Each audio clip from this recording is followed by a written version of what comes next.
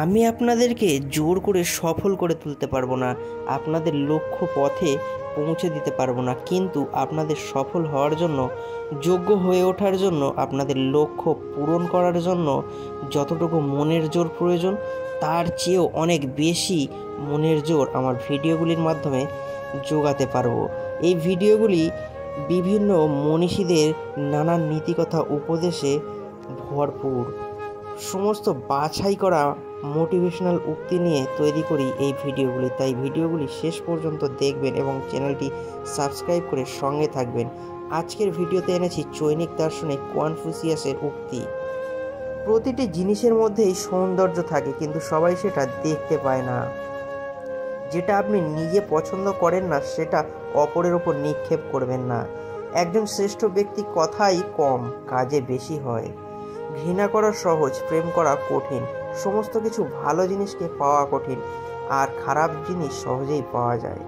সেই কাজটিকে বেছে নিন যেটিকে আপনি পছন্দ করেন, তবে সারা জীবনে আপনাকে একদিনও কাজ করতে হবে না। খুঁতযুক্ত হীরা যে কোনো নিখুঁত পাথরের থেকে উত্তম। যখন এটা স্পষ্ট হয়ে ওঠে যে লক্ষ্য পর্যন্ত পৌঁছানো যাবে না, তখন লক্ষ্য পরিবর্তন না করে লক্ষ্য প্রাপ্তির জন্য গৃহীত সিদ্ধান্ত পরিবর্তন করুন। এটি সবথেকে ভালো কাজ হবে যে অন্ধকারকে অভিশাপ না দিয়ে একটি ছোট দ্বীপ জ্বালিয়ে দিন। যে নিজের উপর বিজয় প্রাপ্ত করে সেই হলো সবথেকে বড় যোদ্ধা। রত্ন না ঘষলে চমক দেয় না, ঠিক তেমনি মানুষের ব্যক্তিত্ব বিনা সংঘর্ষে উজ্জ্বল হয় না। কেউ যদি কোনো ভুল করে আর সেটাকে ঠিক না করে, তাহলে সে আরও একটা ভুল করেছে। সত্যিকারের জ্ঞান হচ্ছে নিজের অজ্ঞতার সীমাটা জানা।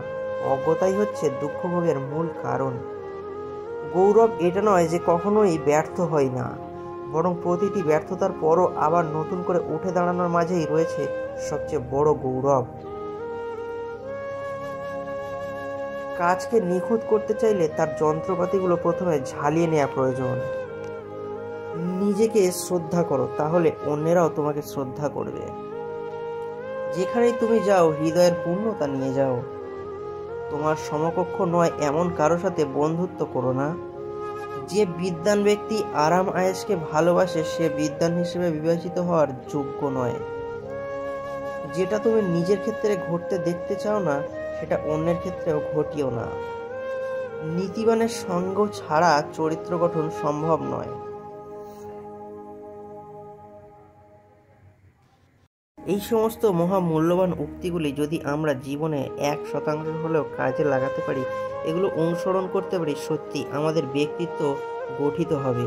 আর পার্সোনালিটি একবার গঠন হলে যে কোনো কাজেই সাফল্য সম্ভব।